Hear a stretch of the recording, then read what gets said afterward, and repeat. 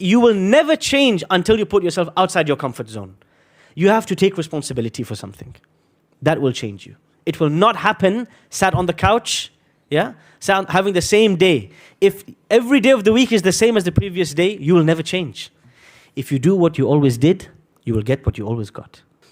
Many people try to change themselves. I'm lacking patience, I want to become patient. I'm very good with people, I'm always smiley and charismatic, extroverted. Okay, I want to change this, I want to become more introverted. Ibn Al-Qayyim gives a beautiful analogy. He says, I want you to imagine that all of you are stuck in a house and you know that a wave is going to come and it's going to destroy the house. There's going to be a flood coming and you're stuck in a building. He said, you have 3 options now. The first option is to lock yourself in the house and to try to protect yourself. And what will happen is you will drown and everybody inside the building will drown. The second option that a group of people will do is they will try and see if they can manipulate the water in some way. Can they change the direction of the water in some way? What can they do with this torrent, this current, this stream of water? And he said there's a third group of people who will see the river is moving like this. Can we direct the water in another direction or another land so that it can have a beneficial effect? And he said these are the smartest people. Meaning, he says, changing your fundamental qualities is very difficult. Many of us, we interpret the word akhlaq to mean how we treat people. But that's not true.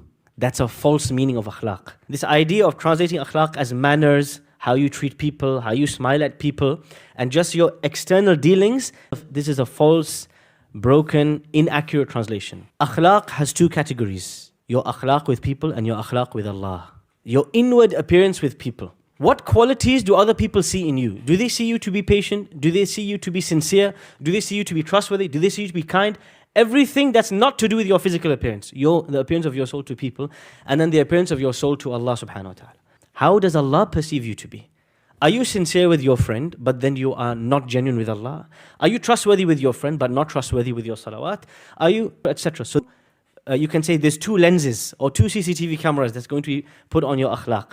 One is with people and one is with Allah subhanahu wa ta'ala. Imam al-Shafi'i famously said, فَصِيحًا إِذَا مَا كَانَ فِي ذِكْرِ رَبِّهِ وَفِيمَا سِوَاهُ فِي الْوَرَى كَانَ أَعْجَمًا. When I am interacting with my Lord, I am the most eloquent man. So much so that when I talk to other people, it's like I don't even know any Arabic. The way I deal with Allah is at a much higher level of akhlaq than the way I deal with other people. For most of us, it's the opposite. Before we go to meet somebody, the level of beautification and the level of oud and itr and checking and making sure there's no blemishes and make sure there's not a single crack on the face, everything's be perfect, spick and span smooth, the oiling of the hair and all of this cosmetic treatment just to see somebody. If somebody exits the house without doing all the cosmetic stuff, la ilaha illallah, what a tragedy, what a disaster, right? But then how do we present ourselves to Allah? We have no care of how that's looking. When you think about akhlaq, it's very important to think not just about your akhlaq towards people, but your akhlaq towards Allah. And so really the first practical step is a self-evaluation, al-muhasabah. This is the first practical step. Write it down if you're writing it down. Evaluate yourself before Allah evaluates you. You don't want Allah to hold you to account and be surprised. There are some people who will be surprised about what they find out from Allah on the Day of Judgment. You don't want to be surprised. It's better you know it beforehand. Most scary hadith, Prophet ﷺ, is the hadith of the bankrupt person. The Prophet says to companions, do you know who is a bankrupt person? They said, Man la dirham lahu wa la dinar, the person with no gold and silver. He says, no, it's a person who did many good deeds in this earth, but then on the Day of Judgment, their good deeds become nothing because they cursed that person and backbited this person, treated that person horribly, were impatient with this, lost their temper, so Allah reduced their deeds until there was nothing. You don't want, and I don't want to be in that situation. So what does that require? Number 1, it requires to sit down, have an honest conversation with yourself about who am I and what are my good and bad qualities. If you sit down, you evaluate yourself, I have an anger problem. I have an anger problem. Go and find out all the ahadith and ayat related to anger and its harms and its punishment and its consequences.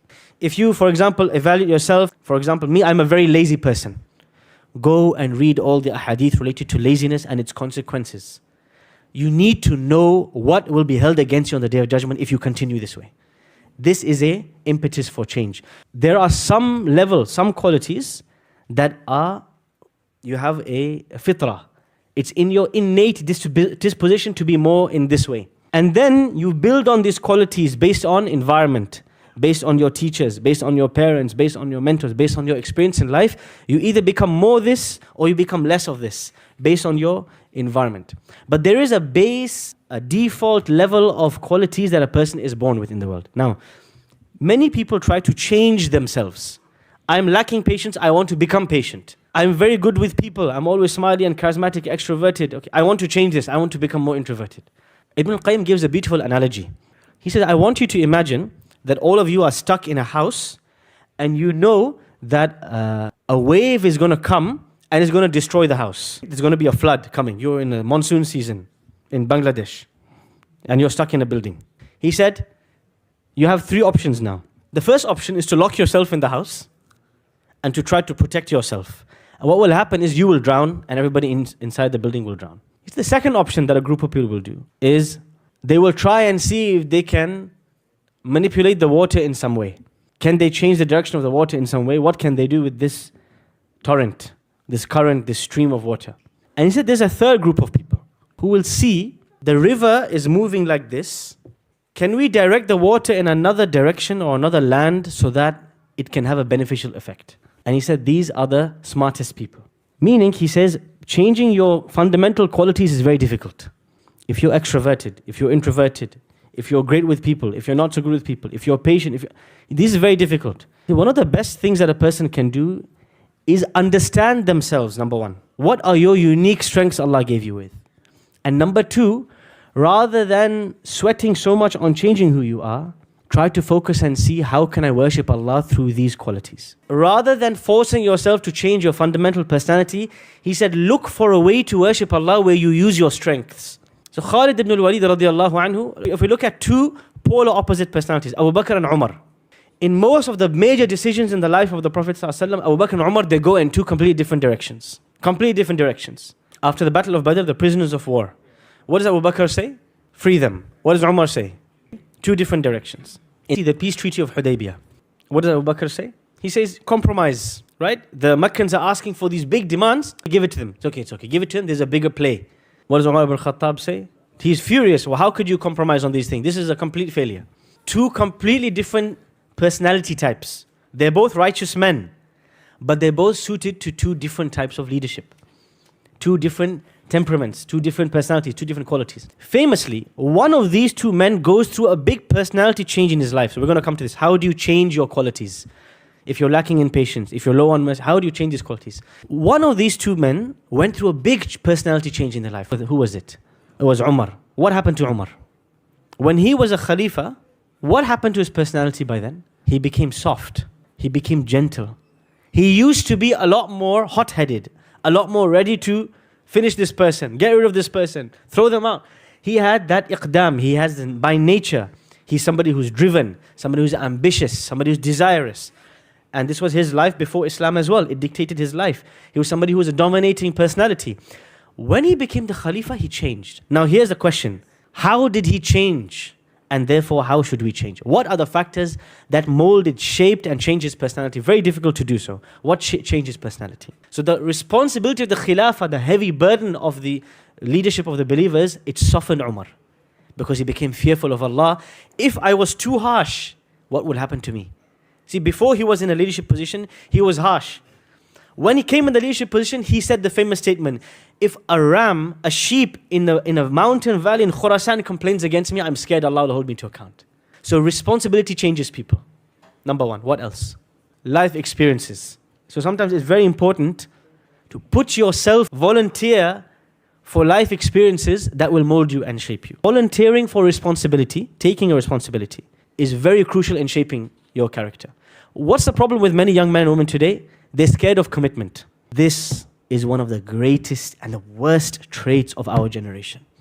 The worst traits of our generation is we cannot stick with anything for more than 4 weeks, 4 minutes. We cannot be consistently contributing to anything. The whole deen was built on the back of volunteers. Badr, 313 men, all volunteers. Commitment. Now it's like, well, am I going to be paid? Am I not going to be paid? What's in it for me? Habib, what's in for you is Jannatun Na'im.